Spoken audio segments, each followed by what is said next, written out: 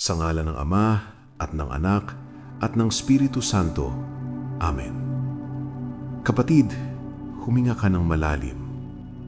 Isa pa, dahan-dahan. Pakawalan mo ang hangin kasabay ng pagpapakawala mo sa lahat ng tensyon sa iyong katawan. Kung nasaan ka man ngayon, sa loob ng isang malamig na ospital, sa iyong kama na tila naging bilangguan ng iyong sakit, o sa isang sulok kung saan tanging luha mo lang ang saksi, nais kong malaman mo na ang silid na iyan ay banal na lugar ngayon. Ang Diyos ay nariyan. Hindi siya natutulog, hindi siya malayo at hindi siya nagbibingi-bingihan. Panginoong Jesus, Ikaw ang Alpha at Omega, ang simula at ang wakas. Ikaw ang lumikha ng bawat atomo at bawat hibla ng aming pagkatao. Lumalapit kami sa iyo, hindi dahil kami ay malakas, kundi dahil tinatanggap naming kami ay wala kung wala ka. Lord, bago namin sambitin ang aming mga hiling, kami ay nagpapatira pa sa iyong harapan. Patawarin mo kami. Patawarin mo kami sa mga pagkakataong mas naniwala kami sa takot kaysa sa iyong pag-ibig. Patawarin mo kami kung hinayaan naming lamunin kami ng galit at pait. Sinisiyasat namin ang aming puso ngayon. Mayroon bang mga tao na hanggang ngayon ay hindi namin mapatawad? Mayroon bang mga sugat ng nakaraan na pilit naming ikinukubli, ngunit nagnanaknak na sa loob ng aming kaluluwa? Sa sandaling ito, Lord, sa tulong ng iyong Espiritu, pinipili naming magpatawad. Pinapatawad namin ang mga taong nang iiwan sa amin, ang mga taong nanakit sa aming damdamin, at ang mga taong naging sanhi ng aming matinding stress. Binibitawan na namin ang lason ng kapaitan. Hugasan mo kami ng iyong banal na dugo. Gawin mong kasing puti ng busilak na kapa ang aming mga espiritu. Linisin mo ang aming isipan sa mga negatibong boses.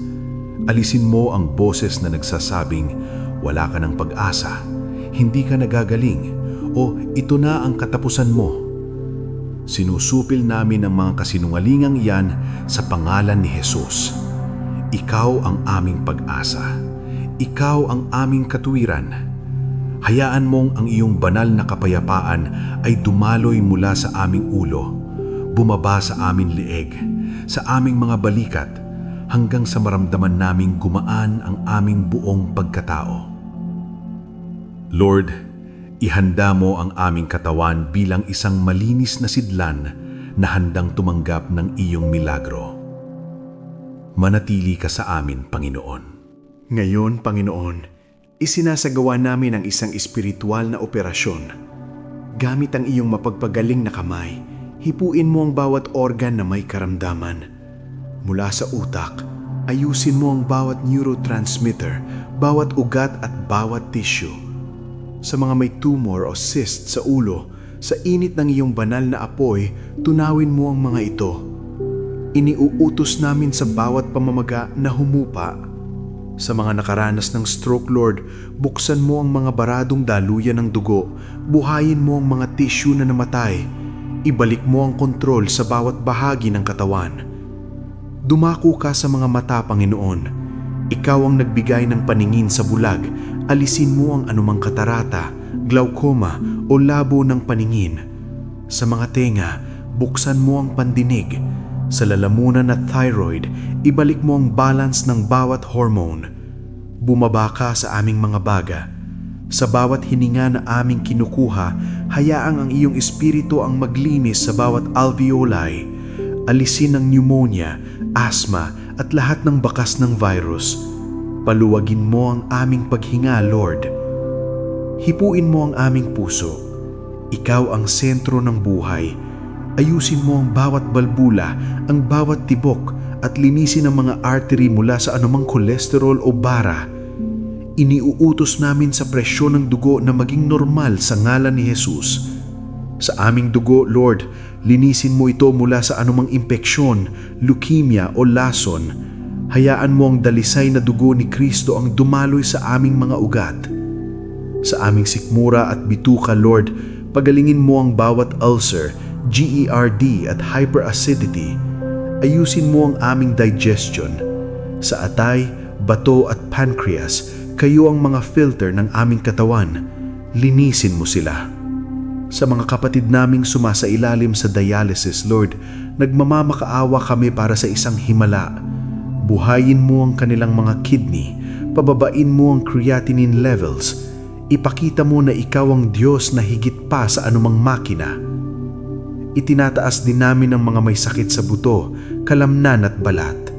Sa mga may arthritis, rheuma at back pain, padaluyan mo ng iyong langis ang bawat kasuka-suka. Alisin mo ang bawat kirot at pamamaga. Sa mga may sakit sa balat gaya ng psoriasis o allergy, gawin mong makinis at malusog ang kanilang balat gaya ng isang sanggol. Higit sa lahat, Lord, laban sa cancer at lahat ng malalang bukol, inuutusan namin ang bawat abnormal na selula na mamatay. Hindi kayo kabilang sa katawang ito na templo ng Espiritu Santo. Mula sa ugat, kayo ay matuyo at mawala sa ngalan ni Jesus. Lord, palakasin mo ang kanilang immune system upang maging kuta laban sa anumang sakit. Kapatid, huwag kang dumepende sa nakikita ng iyong mga mata o nararamdaman ng iyong katawan. Maniwala ka sa sinasabi ng Diyos. Sa sandaling ito, ang iyong kagalingan ay hindi lamang isang pangako, ito ay isang katotohanan. Tinatanggap namin, Lord, ang iyong salita sa Isaiah 53:5.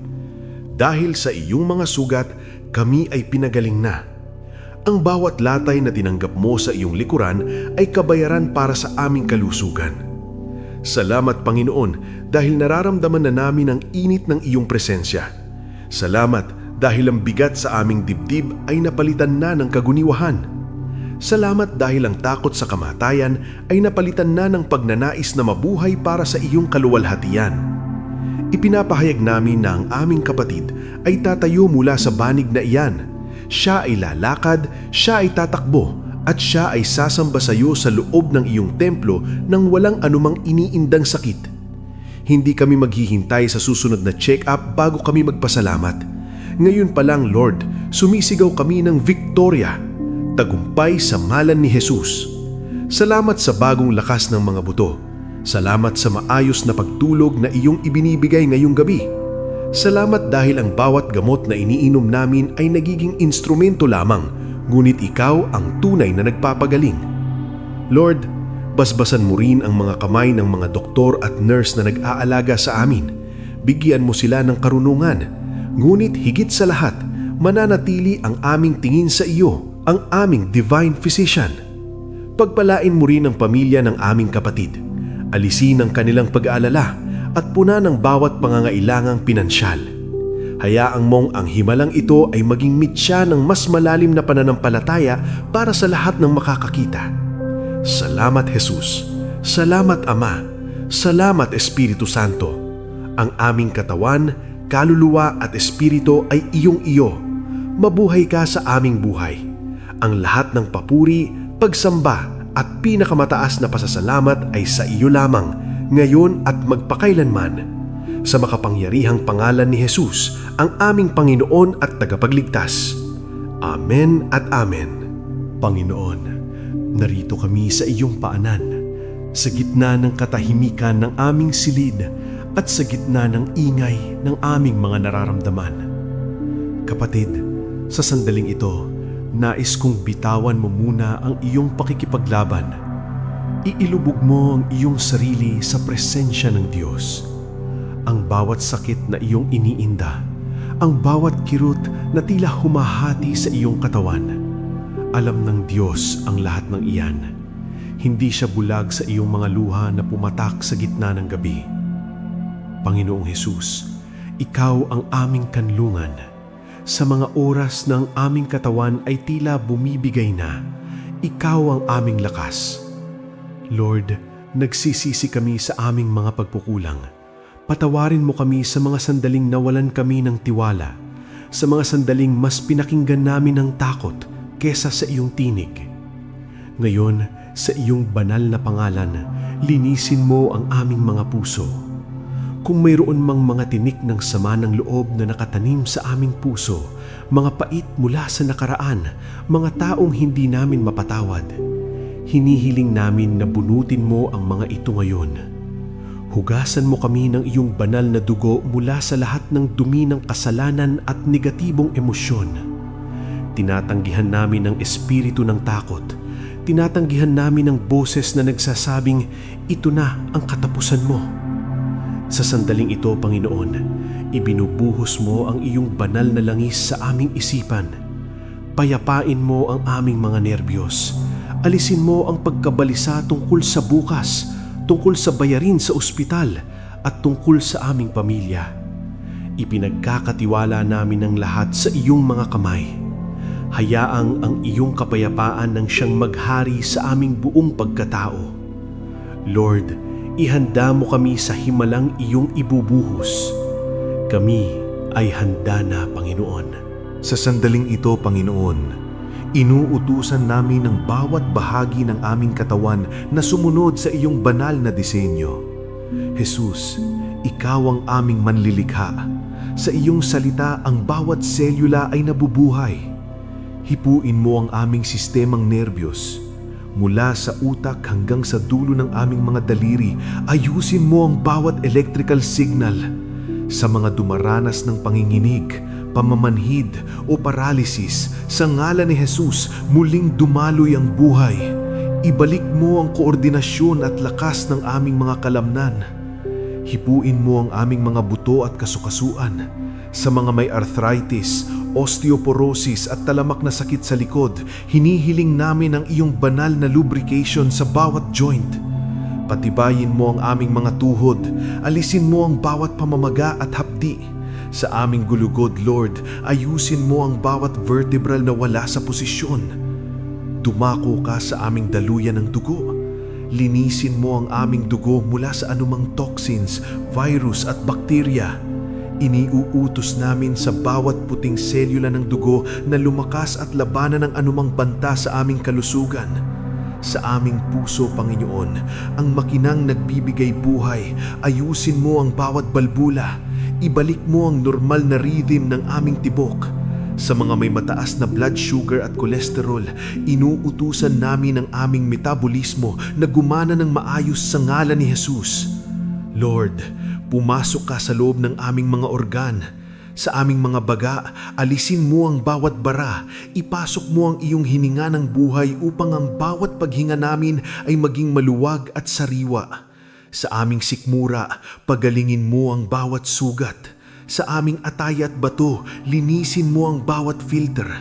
Sa mga kapatid naming may sakit sa reproductive system, sa prostate o sa matris, hipuin mo sila ngayon. Tunawin mo ang bawat cyst, myoma at bukol na hindi galing sa iyo.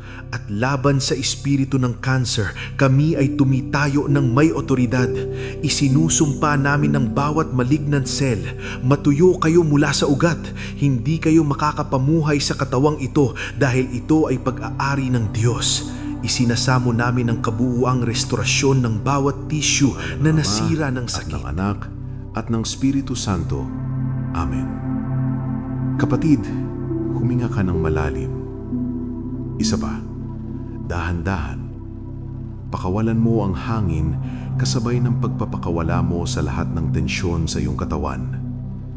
Kung nasaan ka man ngayon, sa loob ng isang malamig na ospital, sa iyong kama na tila naging bilangguan ng iyong sakit, o sa isang sulok kung saan tanging luha mo lang ang saksi, nais kong malaman mo na ang silid na iyan ay banal na lugar ngayon.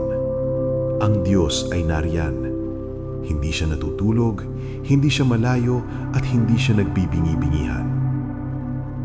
Panginoong Jesus, Ikaw ang Alpha at Omega, ang simula at ang wakas.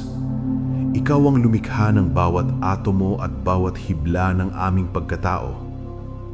Lumalapit kami sa iyo, hindi dahil kami ay malakas, kundi dahil tinatanggap naming kami ay wala kung wala ka. Lord, bago namin sambitin ang aming mga hiling, kami ay nagpapatira pa sa iyong harapan. Patawarin mo kami. Patawarin mo kami sa mga pagkakataong mas naniwala kami sa takot kaysa sa iyong pag-ibig. Patawarin mo kami kung hinayaan naming lamunin kami ng galit at pait. Sinisiyasat namin ang aming puso ngayon. Mayroon bang mga tao na hanggang ngayon ay hindi namin mapatawad? Mayroon bang mga sugat ng nakaraan na pilit naming ikinukubli, ngunit nagnanaknak na sa loob ng aming kaluluwa? Sa sandaling ito, Lord, sa tulong ng iyong Espiritu, pinipili naming magpatawad. Pinapatawad namin ang mga taong nang iiwan sa amin, ang mga taong nanakit sa aming damdamin, at ang mga taong naging sanhi ng aming matinding stress. Binibitawan na namin ang lason ng kapaitan. Hugasan mo kami ng iyong banal na dugo. Gawin mong kasing puti ng busilak na kapa ang aming mga espiritu. Linisin mo ang aming isipan sa mga negatibong boses. Alisin mo ang boses na nagsasabing, wala ka ng pag-asa, hindi ka nagagaling, o ito na ang katapusan mo. Sinusupil namin ang mga kasinungalingang iyan sa pangalan ni Jesus. Ikaw ang aming pag-asa. Ikaw ang aming katuwiran. Hayaan mong ang iyong banal na kapayapaan ay dumaloy mula sa aming ulo, bumaba sa aming lieg, sa aming mga balikat, hanggang sa maramdaman naming gumaan ang aming buong pagkatao. Lord, ihanda mo ang aming katawan bilang isang malinis na sidlan na handang tumanggap ng iyong milagro. Manatili ka sa amin, Panginoon. Ngayon, Panginoon, isinasagawa namin ang isang espiritual na operasyon. Gamit ang iyong mapagpagaling na kamay, hipuin mo ang bawat organ na may karamdaman. Mula sa utak, ayusin mo ang bawat neurotransmitter, bawat ugat at bawat tissue. Sa mga may tumor o cyst sa ulo, sa init ng iyong banal na apoy, tunawin mo ang mga ito. Iniuutos namin sa bawat pamamaga na humupa. Sa mga nakaranas ng stroke, Lord, buksan mo ang mga baradong daluyan ng dugo, buhayin mo ang mga tissue na namatay, ibalik mo ang kontrol sa bawat bahagi ng katawan. Dumako ka sa mga mata, Panginoon. Ikaw ang nagbigay ng paningin sa bulag, alisin mo ang anumang katarata, glaucoma o labo ng paningin. Sa mga tenga, buksan mo ang pandinig. Sa lalamunan at thyroid, ibalik mo ang balance ng bawat hormone. Bumaba ka sa aming mga baga. Sa bawat hininga na aming kinukuha, hayaang ang iyong espiritu ang maglinis sa bawat alveoli. Alisin ang pneumonia, asthma at lahat ng bakas ng virus. Paluwagin mo ang aming paghinga, Lord. Hipuin mo ang aming puso. Ikaw ang sentro ng buhay. Ayusin mo ang bawat balbula, ang bawat tibok, at linisin ang mga artery mula sa anumang kolesterol o bara. Iniuutos namin sa presyon ng dugo na maging normal sa ngalan ni Jesus. Sa aming dugo, Lord, linisin mo ito mula sa anumang impeksyon, leukemia o lason. Hayaan mo ang dalisay na dugo ni Kristo ang dumaloy sa aming mga ugat. Sa aming sikmura at bituka, Lord, pagalingin mo ang bawat ulcer, GERD at hyperacidity. Ayusin mo ang aming digestion. Sa atay, bato at pancreas, kayo ang mga filter ng aming katawan. Linisin mo sila. Sa mga kapatid naming sumasailalim sa dialysis, Lord, nagmamamakaawa kami para sa isang himala. Buhayin mo ang kanilang mga kidney, pababain mo ang creatinine levels. Ipakita mo na ikaw ang Diyos na higit pa sa anumang makina. Itinataas din namin ang mga may sakit sa buto, kalamnan at balat. Sa mga may arthritis, rheuma at back pain, padaluyan mo ng iyong langis ang bawat kasuka-suka. Alisin mo ang bawat kirot at pamamaga. Sa mga may sakit sa balat gaya ng psoriasis o allergy, gawin mong makinis at malusog ang kanilang balat gaya ng isang sanggol. Higit sa lahat, Lord, laban sa cancer at lahat ng malalang bukol, inuutusan namin ang bawat abnormal na selula na mamatay. Hindi kayo kabilang sa katawang ito na templo ng Espiritu Santo. Mula sa ugat, kayo ay matuyo at mawala sa ngalan ni Jesus. Lord, Palakasin mo ang kanilang immune system upang maging kuta laban sa anumang sakit. Kapatid, huwag kang dumepende sa nakikita ng iyong mga mata o nararamdaman ng iyong katawan. Maniwala ka sa sinasabi ng Diyos. Sa sandaling ito, ang iyong kagalingan ay hindi lamang isang pangako, ito ay isang katotohanan. Tinatanggap namin, Lord, ang iyong salita sa Isaiah 53:5. Dahil sa iyong mga sugat, kami ay pinagaling na. Ang bawat latay na tinanggap mo sa iyong likuran ay kabayaran para sa aming kalusugan. Salamat, Panginoon, dahil nararamdaman na namin ang init ng iyong presensya. Salamat dahil ang bigat sa aming dibdib ay napalitan na ng kaguniwahan. Salamat dahil ang takot sa kamatayan ay napalitan na ng pagnanais na mabuhay para sa iyong kaluwalhatian. Ipinapahayag namin na ang aming kapatid ay tatayo mula sa banig na iyan.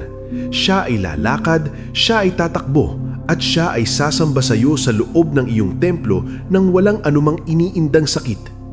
Hindi kami maghihintay sa susunod na check-up bago kami magpasalamat. Ngayon pa lang, Lord, sumisigaw kami ng Victoria, tagumpay sa ngalan ni Jesus. Salamat sa bagong lakas ng mga buto. Salamat sa maayos na pagtulog na iyong ibinibigay ngayong gabi. Salamat dahil ang bawat gamot na iniinom namin ay nagiging instrumento lamang, ngunit ikaw ang tunay na nagpapagaling. Lord, basbasan mo rin ang mga kamay ng mga doktor at nurse na nag-aalaga sa amin. Bigyan mo sila ng karunungan, ngunit higit sa lahat, mananatili ang aming tingin sa iyo, ang aming divine physician. Pagpalain mo rin ang pamilya ng aming kapatid. Alisin ang kanilang pag-aalala at punan ng bawat pangangailangang pinansyal. Hayaang mong ang himalang ito ay maging mitya ng mas malalim na pananampalataya para sa lahat ng makakakita. Salamat, Jesus. Salamat, Ama. Salamat, Espiritu Santo. Ang aming katawan, kaluluwa at espiritu ay iyong-iyo. Mabuhay ka sa aming buhay. Ang lahat ng papuri, pagsamba at pinakamataas na pasasalamat ay sa iyo lamang, ngayon at magpakailanman. Sa makapangyarihang pangalan ni Jesus, ang aming Panginoon at tagapagligtas. Amen at Amen.